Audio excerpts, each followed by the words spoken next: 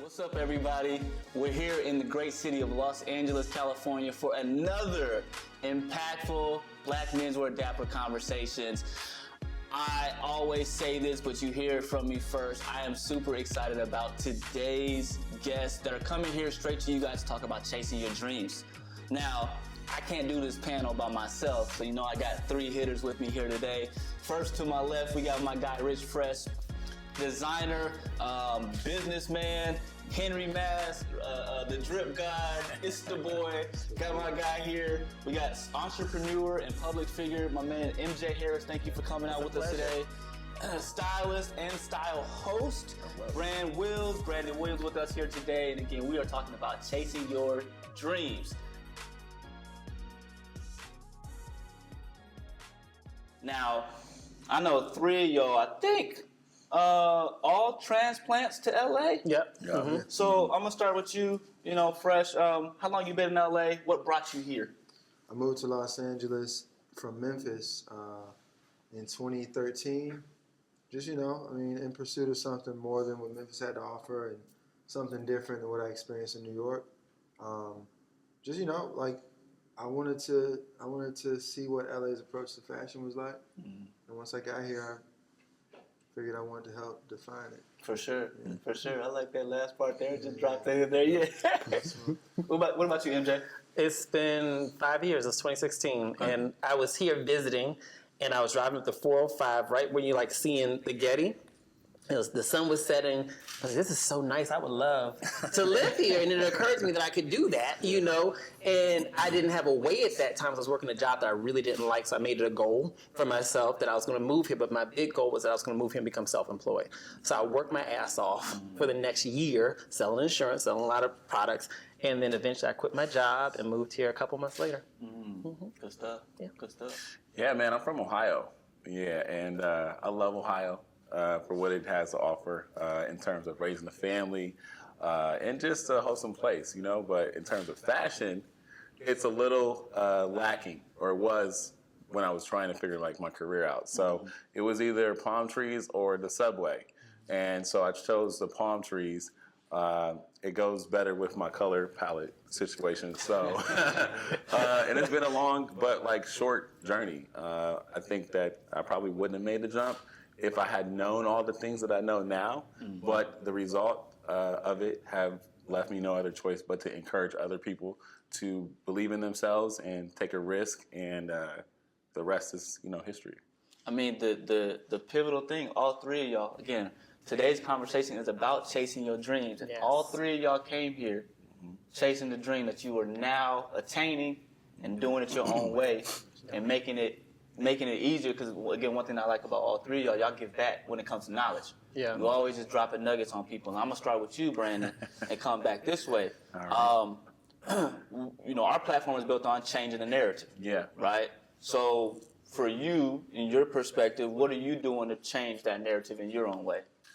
I think for me, one of the things that I wear on my sleeve in terms of my job is in a creative and being a man is that we take a lot of flack as male creatives. And I think that the narrative is really antiquated, that you have to be one kind of male or a certain type of individual to be creative or be we need to abolish that mentality. We need to understand that there's no gender appropriation to creativity and to art. We need to, embrace everyone's creative genius from whatever perspective. And I think for myself, I'm a former athlete. I love and grew up in the gym, but also would take a lot of hell for being, into the arts and being into fashion and whatnot, especially being from Ohio. So starting on my career, I really wanted to be a voice for, let's just say, an athlete or a jock, so to speak, and be a creative at a high level. And at this point, I don't wear that badge as much now because I'm, feel credible and validate. That message is a little old, but I think that's where I would start if I would tell anybody, what narrative do I carry at my foundation. I like that. Now, MJ, what you think? I mean, obviously, the way you change the narrative is different from Brandon's, but we're not all a monolith, right? We are very different. as people. Yeah. How would you say that you're changing the narrative? Well, I mean, I am a black gay man, openly black gay man, running a large financial services company, 5,000 team members.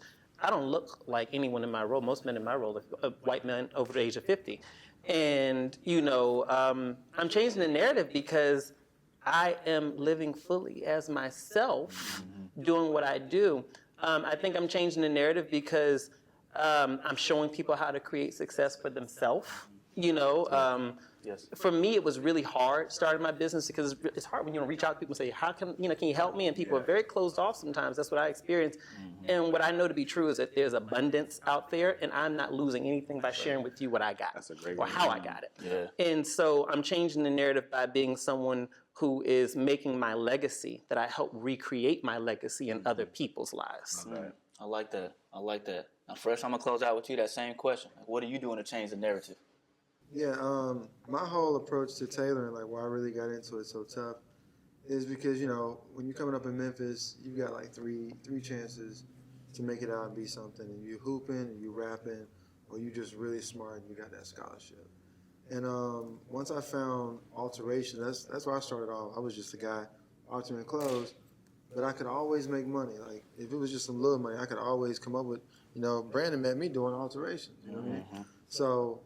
I realized early on that if you really perfect this thing, you can make money wherever you go. It'd be really cool at some point to make tailoring cool, so young dudes like you are gonna look at this thing and not think it's square. Yeah. Just shift that narrative and make it like a thing that. Because I was a 19-year-old tailor. Like by the time I was 21, 22, I'm a master tailor in Memphis, which is just a complete anomaly. So I was just like, let's just make it real cool. And then my approach to tailoring is very big on the details, but now, I'm big on comfort. Like you see, I'm playing the neoprene. My stuff is just easy to move around and it's super colorful. And it's just, like Brandon said, just showing that there are different ways to approach men's fashion. It doesn't have to be gray, black, stoic, rigid. Right. It can be fun. It can be whimsical. It can be fluid. You know what I mean? Yep. So that's just showing that they can be done differently and still thrive. And obviously on the entrepreneurial front, just like I'm a pot smoking CEO, publicly, you know what I'm saying? I get right on live and just get to it because I wanted to show we don't have to fit into this thing that's expected of us to still run multi-million-dollar operations. We can do what the fuck we want to do and still operate at a high level. Yeah. No, I like that. And again, the approach that you all take to it is really just being authentic. Being true to me, and that's what has allowed you to kind of fall into your greatness, for a lack of better terms. I'm gonna say, MJ. So looking at the financial services, opportunity that you've built up, being a public figure, all these kind of things. What would you say was one particular thing that you focused on that helped you to grow and develop? Was that a particular character trait or learning a skill? How did you kind of grow and develop to then have that? The gumption to be able to say, you know what, all right, now's the time, I'm going to go ahead and do this. I think the thing that I focused on most was just being myself. What I realized is that from a competitive perspective, anybody can create an insurance agency. Anybody can start a social media page and entertain people. That's not a very hard thing to recreate. But one thing they can't recreate is me. Right. And so I said, if I always bring my authentic self in this most full form, and 13 years, 7,000 videos, it's been a lot of full form out here. Yeah. And that has brought people in because what I can say is that when people watch me, because ultimately that's where it starts at. Before we can convert them into buyers, and they have to be a viewer first. And when they watch me, what they always say is, "I have never seen anyone like you." And you don't see anyone like me because I'm not trying to be anything else. Right. You see? Right. And that builds up trust. Yeah. And from a business perspective, it's been really wonderful because when people trust, then they're more likely to buy. Yeah. And so it's been just a wonderful situation there. Y'all hear that? When people trust, they are more likely to buy. So anybody's got a product or anything you're trying to get out there, you got to focus on that. Now, Brandon, so thinking about too, how important is it for somebody that's kind of going towards it, building towards that, how important is it to focus on something that they enjoy doing versus over something that just makes a lot of money? I think that it's important that you definitely focus on what you love, opposed to the monetary side of it. you have, like, I know I'm trying to figure out a way, what the best way is, that's a non-cliche way to say, find something you'll love and you'll never work a day in your life, because it's the truth. And to be great at anything, you have to commit, that word commit, so much to it, beyond what you've probably ever seen. How many Diddy's are there next to us every day? How many Will Smiths are there next to us every day? It's rare. So you have to commit to a level of work and sacrifice. Sometimes it's going to be lonely to get to that level of greatness that we don't get to see next to us every single day. Especially as Black men, we don't have tangible examples like other communities. So I think that you have to, it is important to find something that you love, because in those dark times, in those lonely times, in those 1,000 no's, Rich, you can attest to this, the thousand no's that you get on the phone, you gotta be in love with it so much that one yes makes it all worth it. I had a recent situation where I haven't really, thankfully and humbly I'll say this, messed up a fitting in a long time. Years, maybe like 10 almost. So, you get ahead of yourself. But the human side exists. And I had a horrible fitting this week. I mean, it was to the point where that trust that we were just talking about was really destroyed. So the part that got me through it was the love, was the passion, because I had to do things that I was so committed to regaining and keeping that trust that I had to go beyond what was even expected, or even probably in the realm of thinking that somebody would do for a client that's just, let's just say, getting dressed for an event. Right. But at the end of the day, it worked out. And what sustained me was my commitment, one, to what I love, and two, who I love, the client. Can I interject? Yeah, absolutely. I think that love and passion is very important. But I do think that, because I was taught the same thing. My mother is the best mother. If I said I want to go to the moon, she'd have been calling you up saying, "Fresh, could you make some moon boots for my baby because he needs something comfortable." She's fabulous. If you ever have moon boots, brother. Yes. She was wonderful, but what she instilled in me was a great appreciation for passion. Yeah. What I had to learn later on in life, and this is what I teach my 18-year-old over there, is that profit is very important too. Yeah. And I see a lot of us, men from the melanated diaspora, we sometimes will go after passion first at the expense of profit. And what we're not thinking about is, how am I going to finance this passion? 'Cause I'm sure for both of your path, you both have $1 million businesses now, but in the beginning, you had to have mechanisms for financing. Like you talked about doing, you're a master tailor, and that was a mechanism, very transactional, that you can use to finance yourself as you move forward into this big scaled operation you have now. So it's not to take away from the profits, but marry them. Because, when we get into these questions, we again, I'm a strong creative, so I get romanced into these explanations of like, oh, I love it, But the reality of it is, too, I also am a businessman. And I have a business acumen that has allowed me and sustained me and allowed me to, figure it out to where I didn't have to, work a second job or whatnot a lot quicker than most other people, because I had experiences that taught me the value in having a really sound business environment for myself, and I know that I like money. So I like money. It's beautiful. Listen, you gotta have money now, all right? It's beautiful. It's not wrong with not having it. Yes, But for sure. when you get to the other side. For sure. Hello? Now, let me see. So Fresh. So kind of even to that point, right? How you attain money is, especially if you have a product, you got to get that product, somebody to receive that product, buy that product, trust you enough to say, okay, I know this product will come the way I want it to come.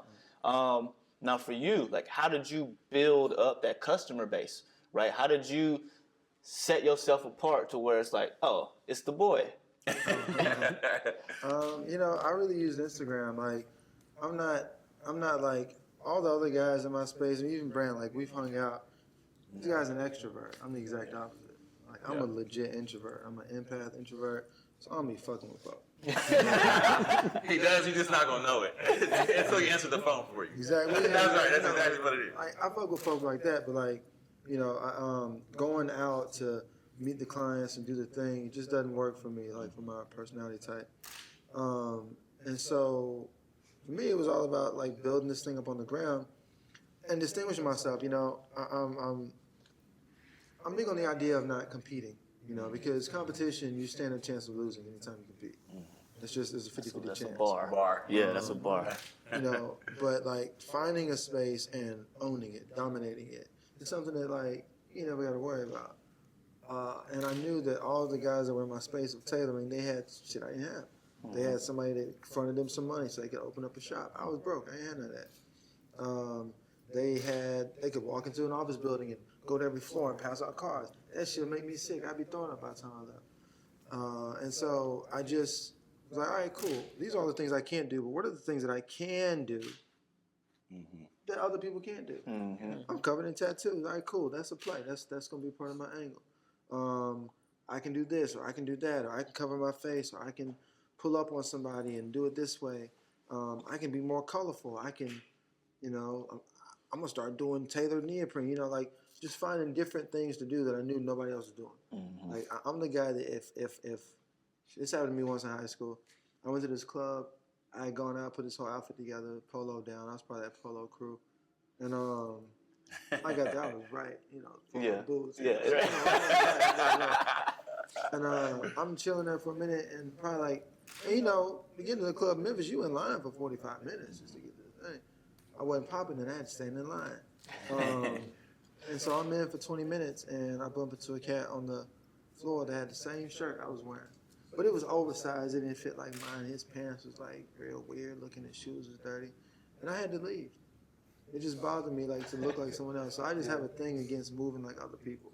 Like if I see how the majority's moving, I'm doing something different. And I think that's been my saving grace. It's just, you know, finding a way to exist. It's different, and then being cool with owning that space. Because like now, it's the boy. Like if somebody else were to take off their clothes and put some clothes on, somebody gonna say, "Oh, yo, they don't have RichFresh." Yeah, you got that. You know, like when someone does stripes on it. You know, when I started doing stripes on clothes, everyone was like, "Yo, I don't know what the fuck you doing," but I would stop doing that. That's kind of weird. People just stop doing that. Oh, everybody told me it's the dumbest shit in the world.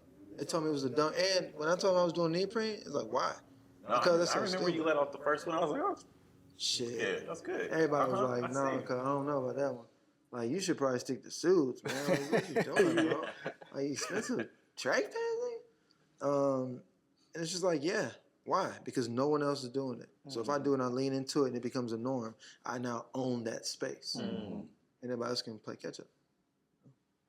I like that. I like that. Now, MJ as well. I mean, how did you build a consistent customer base, right? How did you build that trust with consumers to say, all right, we're gonna turn to him for advice. We're gonna come and hear him speak. We're gonna tap into his enthusiasm.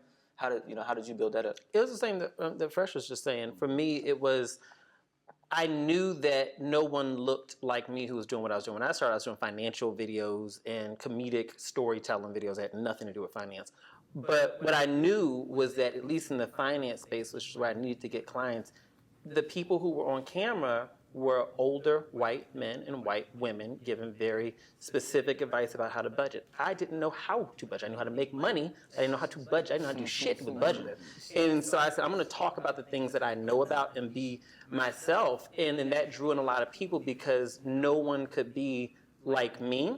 Yeah. And then beyond that, what I kept doing with it was I started sharing more and more of my life because what I realized was that if I only went on camera and talked about money, no one would give a shit. But if I showed them me holistically and I talked about, they're attracted to me as a person and what I do for a living, how I can serve them is just one element of it. You know, I remember watching one of your videos for the first time. I was on the Explorer page and you were outside this beautiful, like, mid-century kind of house. And you were taking off your clothes and then putting on the clothes. I'm watching, like, what is he doing on his? I was like, where's this going to go? And so I saw these videos and I followed you. Yeah, who is this? And I followed you on the strength of that. And then from there, I kept watching your videos. I would see your lives. And eventually I said, oh, you have a mask line. Oh, you have a menswear line. And because I was so connected into you as this individual that it pulled me in, what you were offering to sell pulled me into saying, oh, wow, he's got something I may need. So I think it's the same narrative. Yeah, Now, kind of piggybacking on that, Brandon, and kind of looking at the whole thing in perspective, how do you define like success, right? First of all, there's a lot of people who ask that question on many platforms, and we get these, satisfactory answers. Yeah. I was trying to figure out. Not on Black Menswear, bro. Right. I need that straight. To that point, I was trying to figure out in preparing today, like, what is success? And so, defining it, I think that you have to go beyond or backtrack how you get to somebody wanting success. So it's an idea. So it's failure. These are ideas. So if you change your thoughts, or your ideas, you can change the outcome. If I said success is being happy and not hungry, then my definition for that might be going to McDonald's and buying a Big Mac and paying the bill. Right? So I don't think that I can do justice to that question and give you a tangible list or bullet list of like, this is what success. If you like, there's so many different people out here, different paths, but I would tell you what I feel personally at this point in my life is that success is being able to go through hell and still have joy. I enjoy having peace these days about my decisions that are not all related to work. And ironically, some of the decisions that you would call hellish have been the best ones for me because they hurt. It hurts when you go to the gym. It hurts when you lift weights and get sore. It's a mess when you go back to a Michelin star restaurant, but guess what comes from that mess? A masterpiece. And so I think in my age now and in my experience now, that's where I am. I appreciate the idea of success that allows me to have joy through hell. And I think failure, in a way, can be redefined too, because sometimes failure, our greatest failures are for our greatest growth. Like, Facts. it's some of the hardest relationships, friendships, some of the tallest mountains that we got to climb allow us to gain a toolkit to deal with life that went on our way down to the normalcy with such better, peace and just calm. And I think that's what I value now is I enjoy doing things like this and being able to speak from a place of like honesty and just transparency. So I think that's what success is to me, just being able to have peace and joy. And I honor that by working my ass off. I think peace and joy are a big part of success, right? And again, it comes down to success is defined differently by everybody, right? And so that Southern came out of there with that. Sir, hold on, you got a suit on. St. Louis? Because, again, like peace and joy and going to sleep at night. And now, granted, I might go to sleep at night pondering how I can overcome something and develop and be innovative. But I'm not going to sleep at night like, dang, nothing I'm doing is going right. Yeah. Right? Because I've been able to redefine, to your point, what that success means, right? I'm going to ask you, Fresh. I mean, in your opinion, how do you define success? Success is to me it's simple because you can't quantify it. Like, when you start quantifying, you got this much money, success. That's flawed. I read it one time, and it's the definition always stuck with me. It's success is the progressive realization of a worthy ideal. Like, you wake up every day moving in the same direction towards a thing that doesn't exist, but you think it should. You're a success.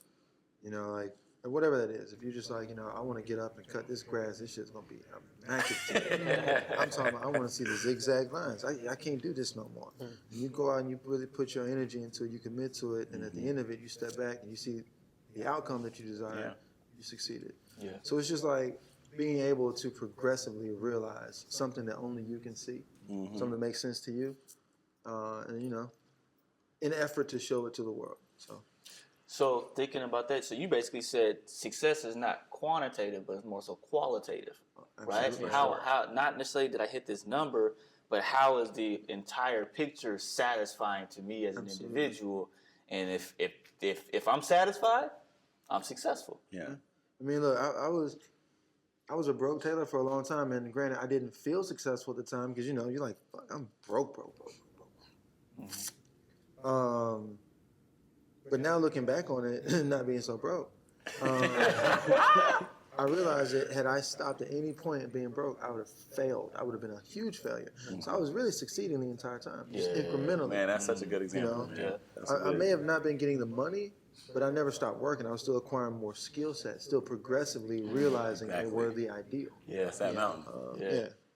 Sure. What do you think about taking those steps along the way as ongoing successes? Yeah, I mean, when I think about it, I do think about it from the perspective of steps. Yeah. I think about it that it's relative to how you define it. But for me, I think success is more of a feeling.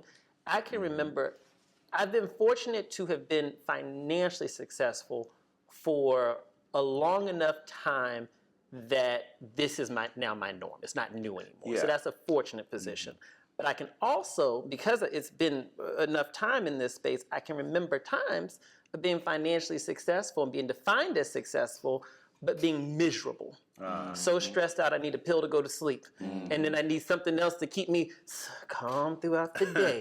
And then I need a cocktail in the evening to unwind from the pill to keep me calm throughout the day. I was just, a pharmacy and miserable, but I was rich, And for me, success for me at this stage in my life is when I look in the mirror.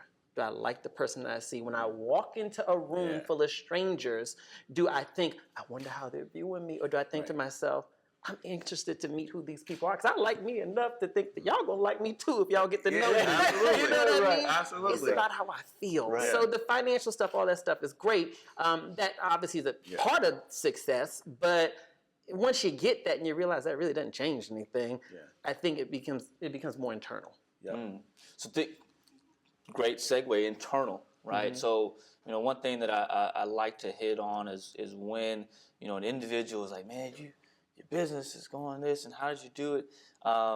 There always seems to be something that's internal within you, right? There's that one thing for you that drives you to achieve that and kind of keep pushing forward. Brandon, what would you say is one particular trait about you that has allowed you to continue to thrive and grow and develop your craft?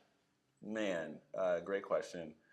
I think that for me, the one thing that drives me is since I was a young kid, my parents really did instill an idea of greatness in me before I knew what that felt like, right?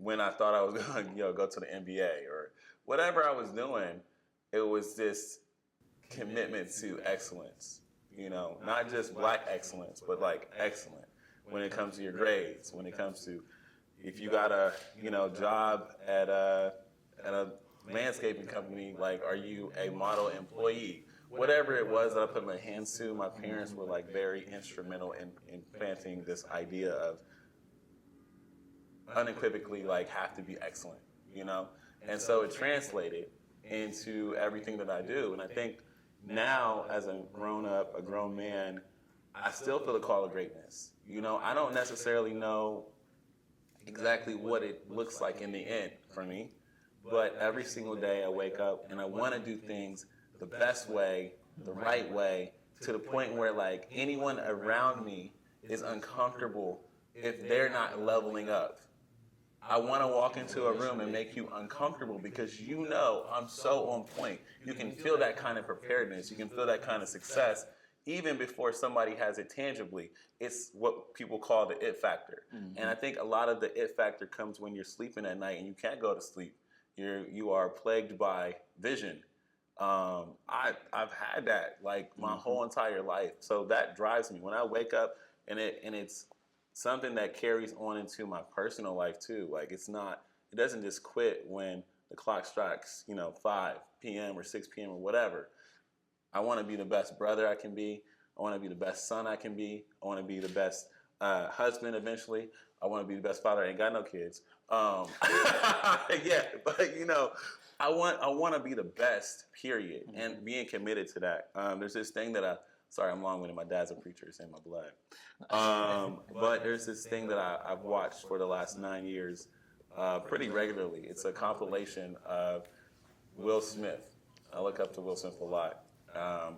And there's a video on YouTube, and he talks about the commitment to being great and the idea that when you say you will or you say you won't, both people are right. And the difference between individuals who are committed and semi-committed. Like, I don't have a plan B because my plan B gets away from my plan A. The difference between me and the next person is that I'm insanely committed to whatever I say I'm going to do, to the point where if we get on a treadmill, literally, if we get on a treadmill and you tell me that all I got to do to get my dream or get my goal is stay on the treadmill longer than you, I will die before I get off that treadmill. I promise you. Like, I get worked up thinking about it because I get that intense about everything I do, and a lot of people can't deal with that. It's not for a lot of people to deal with, but that's what drives me. It comes back to what you were saying earlier, the commitment. Yeah. Right, that commitment. And Probably being some of your committed to it. competitive nature, like from Right, being yeah, an athlete. exactly, yep. Yeah. Now, Sorry, I was sorry. No, makes now, sense. yeah. MJ, I'm gonna ask you. You know, what is there a particular character trait, you know, about yourself that you realize, like, that's what keeps me going, keeps me driven? What would that be? I work my ass off. Yeah. I work hard. I work really hard. I can't say that I work harder than everyone else, but I can say that within the scope of what I need to do in the day, I'm going to get it done. I'm going to be very honest. I can't say that I'm always likable within my work, but people will say he pays on time, he pays in full, he pays well, and he gets it done. That's all they need to say about me. You know, I'm very resilient also. Fortunately, because I got a great dermatologist, I don't look like what I've been through. But thank God for dermatologists in LA. But I've had a very challenging life, and have been open about a lot of those challenges. But I think in going through that, the one great thing about challenges that I discovered is that when you get through them, it builds up some part of you to say, I can get through that. Yeah. So something else comes up again, you're like, I can get through this shit. I got through the last thing. Right.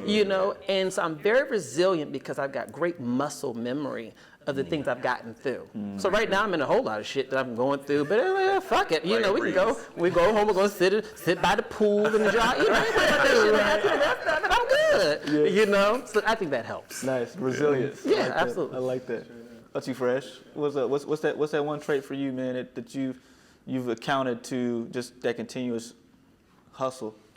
I'm very obsessive. I wasn't athletic growing up, but so I was never competitive there. Like, I was always like, "Now we ain't picking him." So it's like the things that I did, I was like, "Well, shit, y'all are all better than me at that. I'm gonna be better at this." So whatever it was, I was gonna be like the best at it. And once I found Taylor, I was like, oh, okay, cool, same thing.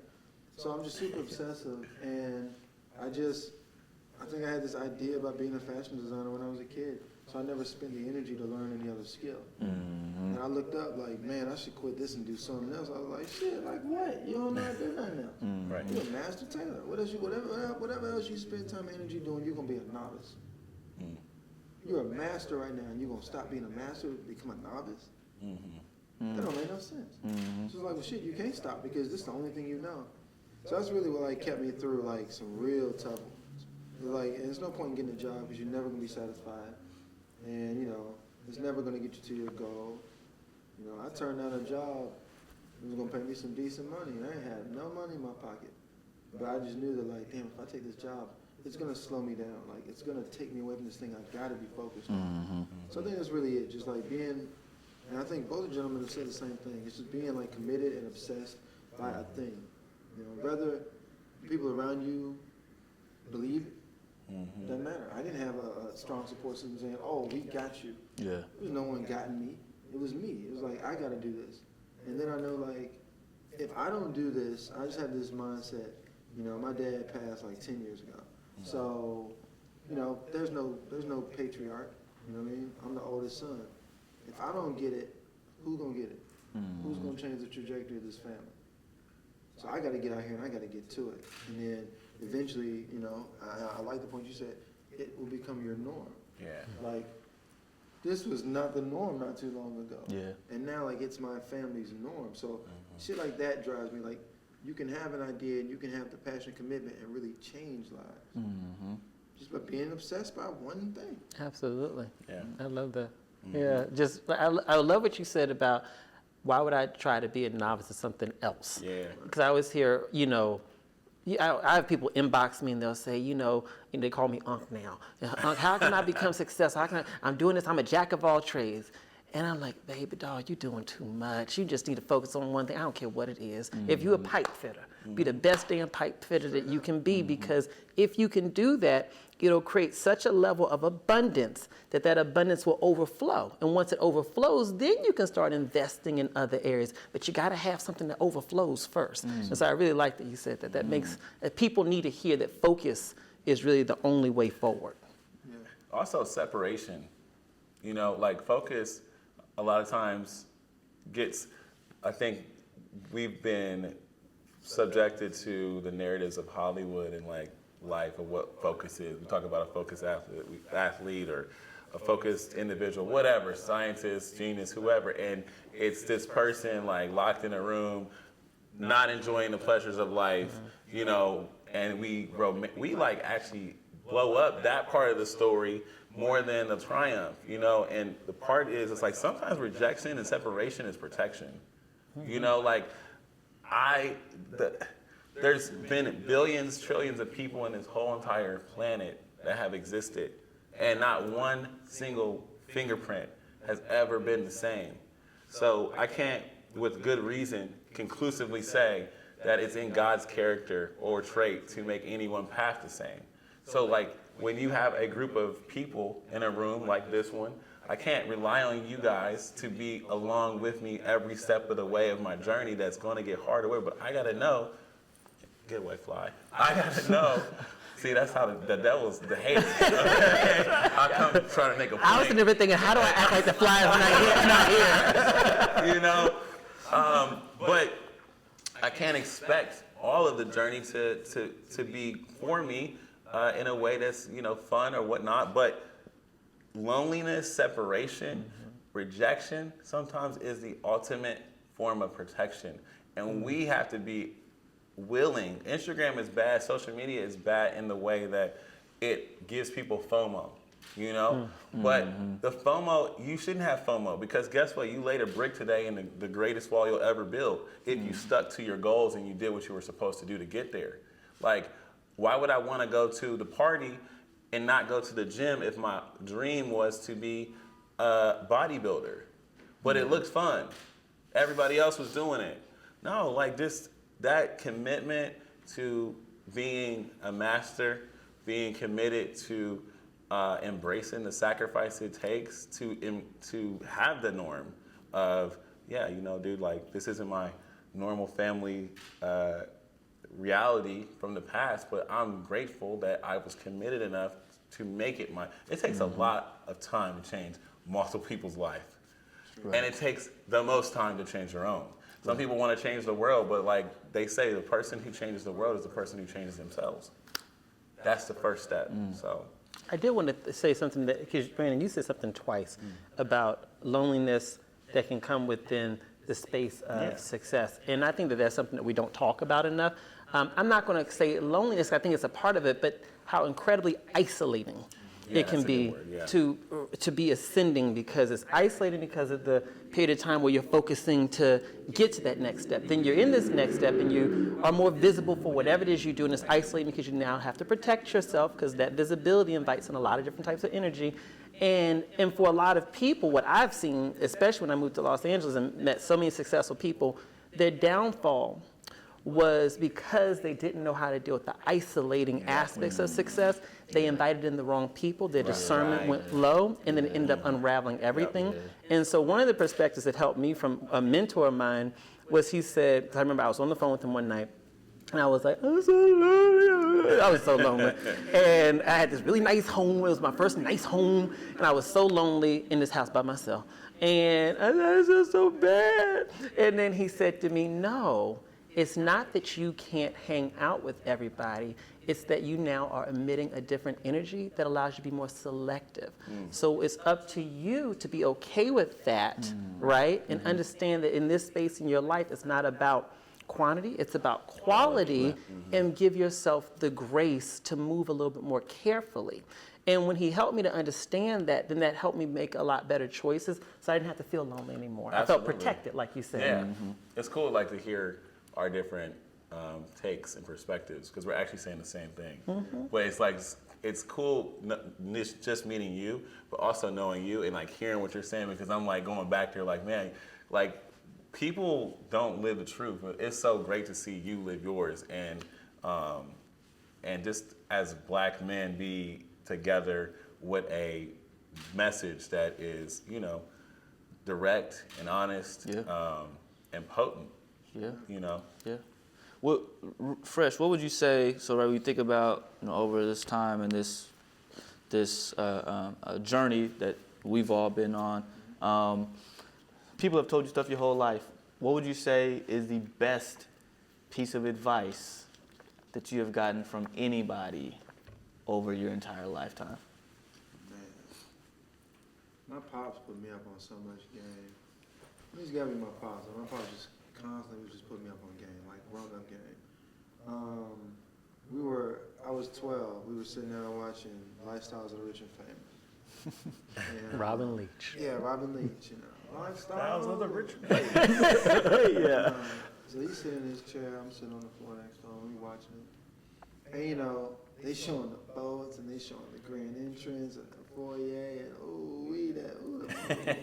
you know, the cars, and there's so many of them. There's only 2 of y'all in this house. Why you got 17 cars? And I was just having the time of my life, and so he noticed it, and like, damn, this boy is into this shit. And so once it was off, you know, he turned to me, he's like, hey, you like this stuff, don't you? I was like, oh yeah.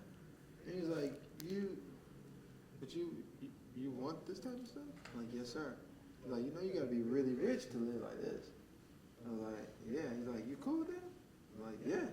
I'm like, all right, I'm gonna tell you a secret. I'm gonna tell you a secret to get rich. I'm like, okay. And I leaned in. He was like, you'll never get rich working for nobody. Hey. And then just walked out. He walked out the room. Yeah. And so it just always stuck with me. Like, you definitely get some money, but like, rich isn't just in like the financial means. This is the freedom. You know, it's the freedom to like move the way you know you need to move. Because there's nothing worse than having like a high-paying job and you somebody's bitch. Yeah. That ain't it. Yeah. That ain't rich. You stress the hell out. Worry about them cutting that check. Absolutely. Right. And to your point, there's nothing worse than being life's bitch. Straight up. That sucks. So I mean, for me, that was just the advice. Like, don't be content going through life being something for somebody else. You know, like I just, not that I'm, you know, suggesting that people don't do the college thing, but for me, I just saw college as an easy pathway to a job. And I knew that like the lifestyle that I ultimately wanted, yeah, a job might give me some insight, but I wanted to really do it the guerrilla way. Like, no, I'm gonna do it for real. So that was just some really good advice. And he also told me something that I heard tonight, that when you do something, you sign your name to it. Like, don't half-ass anything. If you're gonna do it, you may as well do it. The energy it takes to do it halfway, you could have literally put a little bit more energy into it, done it right. Because if you do it halfway, you gotta turn around and do it again. And you done pissed the person off because you did it halfway the first time. So now you gotta go back and undo the halfway and then redo it the full way. How much time have you lost? And you lost this person's energy. So like, you may as well just do it right. And I saw all the times in my career that I didn't do that I strayed from it. And I was chasing a little buck and bullshitting and lying. And I, you know what I'm saying, being serious about my shit. And I saw my thing crash and burn. And only when I like got really committed to signing my name on that shit. If I don't think I can do it, I'm just not gonna do it. But if I do it, there's nobody that could have done it better. Right. At that point, that's when I really started seeing like just the world just opening up. I love that. I love that. Lessons from the OG. Oh, straight up. Yeah, lessons from the OG. I'm glad you passed that down. MJ, what you think? What's the best piece of advice that you have received over your journey? Like yourself. I mean, you really need to like yourself. People talk about, I love myself, and that's nice. But do you really like yourself? I love some relatives, but I don't fuck with them. You see what I'm saying? You know? But do you like yourself? And that's such a big thing to me because I know what it feels like to go through a lot of my life not liking myself. And that energy would invite in people who took advantage of that. That energy invited in people who treated me poorly. That energy invited in a whole lot of things I didn't like. And for me, once I decide I'm going to like me, because I can't change too much about the core me. This is just kind of who I am. I can change aspects of how I come across. But at the end of the day, I'm not getting any taller, you know. You put the shoes on and get a little... It helped. I was getting the Queen help me today. Yeah, the McQueen's help. It is, yeah. But I said, there are core aspects of me I just can't change, you know. And so I said, I'm going to like me no matter what. And that has been the best thing that's ever worked out for me because I think that I'm very intuitive, I will say. And one of the things I think we can all read in people is you can read what is the energy that someone has towards themselves. You can feel it, you know? And for me, I noticed that as I start to like myself, one of the unexpected byproducts was that other people started treating me a lot nicer. Yeah. Because I just gave off an energy that I like me. And so that's the best advice I think I've ever got. I don't know who I got it from, but it worked out for me. Like me, gotta like myself. I love that. I love that. Brian, what's up? What's your best piece of advice? I think, man, there's so many good ones. One that sticks with me is, so I grew up in church, and my dad was pastor, and he was teaching. One of the things about my dad and my mom that, like, I get very honestly is just my instinctive nature to give. I'm a giver. I love just, whether it's energy or, I just love making people's day. Like, I love whatever it is. If I feel the room is down, I'm going to get up. You know, like, that's just what I do. And I'm really comfortable in that space. But he told me one time, and I think it was just like about not half-assing, about doing something the right way. He said, and he was relating it to church, he said, it's not an offering unless you feel it leave your pocket. And I was like, wait, say it again, because I was young. He was like, if you don't feel it, like, missing, like, as you gave something, you need to, like, when somebody says give it your all, leave it all on the floor, it's not an offering, because, like, the root in the definition of what an offering is, you're offering something up, and so to life, whether it's your craft, whether it's your friends, your career, job, your boss, whatever it is, we have to be servants in a way that we give an accounted amount that people feel what we give every day. To pay rent on what people feel or what you want people to feel from you, and be in charge of that. And it's no shame in that, wanting to put a smile on somebody's face. There's no shame in being a nice guy. It's not like that is really what I kind of move with in my space now, is that I just try to make sure that whatever I give to life, I feel will leave my pocket. I love that. I love that. The true offering, right? Yeah. That sacrifice and putting that time in, that work in, so that way you feel, even with that, again, you feel as though you gave enough to it to come back, say, do I like myself because of the effort that I gave? Or did I half-ass it, and now all of a sudden, I see why I didn't get to the full result, because I got to do it over again because I half did it the first time. And sometimes we feel that way because we don't get the response from people that we give to, or things that we give to. True. Like, things don't go our way, and then we, like, retreat. Like, wait, I shouldn't get, no. You got to be committed to do you all the time. Right. It's not an act. Like, I don't do anything for a response. I'm just doing it because you're lucky if you don't give back. Like, you're lucky you get to experience this. It's your lucky day, bud. Yeah. Like, I'm lucky today because I got all three of y'all here with me. You know what I'm saying? All right, y'all. We're getting ready to close out here in a few minutes. You are here again with Black Menswear. We are here at Dapper Conversations in Los Angeles. Last question for each of you. Okay? Final question. And it's not really a question. It's just something that I want, again, people to be able to tap into you. Fresh, what is your top priority in life right now?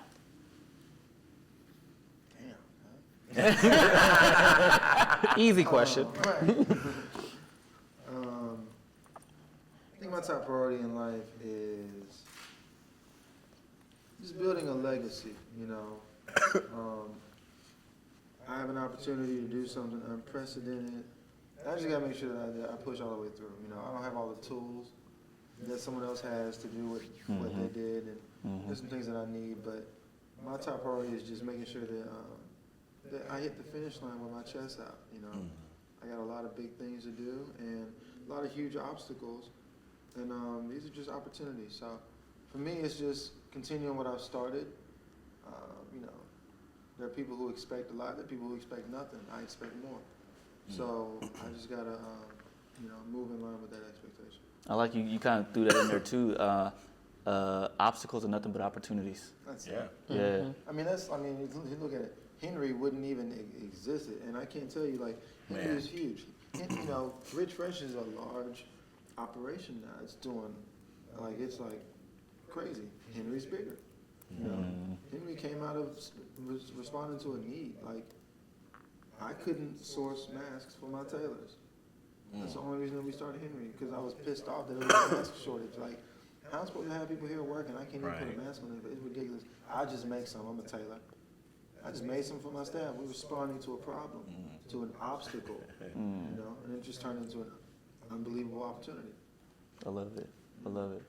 But you, MJ, what's your top priority in life right now? Being a good parent. Yeah, I am so fortunate. He's sitting right over there. You know, he's my nephew's son, and so for me, I did not know that would be something that would have such a transformative effect on my mindset, because for me, being a good parent also influences me to kind of be more introspective about who I am and how I come across people, how I impact people, because, you know, at the end of the day, sometimes it can be, one thing about success that I'm telling y'all who listen, it will happen to you. Listen, okay? When you become successful, it can be very isolating from the perspective of not a lot of people around you, but from the perspective of you don't always have people telling you how you come across and how you impact the world. And I remember we were in Florida. I just gotten off a camera doing something. I'm in a shitty mood whenever I get off a camera because there's so much energy that I have to put out. And right after I got off, I was fussing at everybody in the room. Where's my this? Where's my that? And everybody else is scrambling to get me my this and my that. We get on the elevator. And when we get in the elevator, it was just me and him on the elevator. And God knows I wish somebody else was there because he went off. He said to me, he said, "You can't talk to me like that." I mean, the fuck? I can't talk. And so for me, that's just an example of my focus is on being a great parent, not just for his sake, but because what I found is that the better parent I am to him, the better human being I am. Yeah. And that makes me better in business, better in other spaces within my life. And so that's really my focus. I feel like if I can do that well, then it's probably going to translate to some other parts of my life. Yeah. Brandon? I think my top priority right now, I mean, it's such a dynamic question because I'm at this place in my life where career matters a lot, right? And interpersonal and, you know, personal life matters a lot too. 35 years old, not old, but not young-ish. I mean, I'm still fly as fuck, but like, you know what I'm saying? I'm heading into Unk territory. So I'm really committed, man. All the ideas that I put down at 25 and 30 about what kind of man I want to be, all the great things that I've seen from, you know, men in my life that have meant the most to me. If I don't have those attributes, I'm trying to make sure on a personal level that I obtain them through my habits and also through my work trade. I think that there's this stride I need to hit, that I've hit, that I need to, like you said, Rich, just finish it, you know, because by the time I get to a certain age, I won't say that, but in my head, I have a number. I want to be ready for the next phase of life. That doesn't have to necessarily do with work so much. So I think for me, it's just being consistent. That's a priority. So having great habits, being honest, I think that comes and relates to what kind of man people think I am in my life.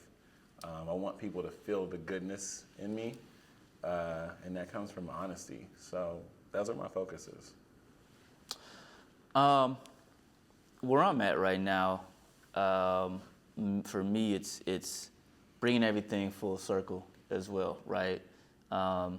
Having this platform that we have been able to globally impact how Black men feel about themselves is something that when this started, I didn't think it was going to be that massive, right? You know, you have a feeling, you have a push that's like, all right, let's do this and let's see kind of how it grows and how it develops. To now be able to, you know, be in places all over the world and people are like, hey, Black menswear. Mm-hmm. And like for me, that impact, and it's not that, it's the fact that man, you don't know what seeing your platform did to help me get through school, wow, to help me get through my family life, to help me launch out and try to do this or try to do that. And so for me, because when I hear that stuff too, it also tells me when you kind of come back to this legacy, I'm doing what's right for my boys, right? For my sons to see. I was joking around with the team yesterday, and they were saying some not so nice things about me in a way that's, you know, in a joking manner. And I was like, they gonna say, we gonna tell that to my boys. I said, they don't even gonna care because they love their daddy so much and look up to him so much just because of who I am. Yeah.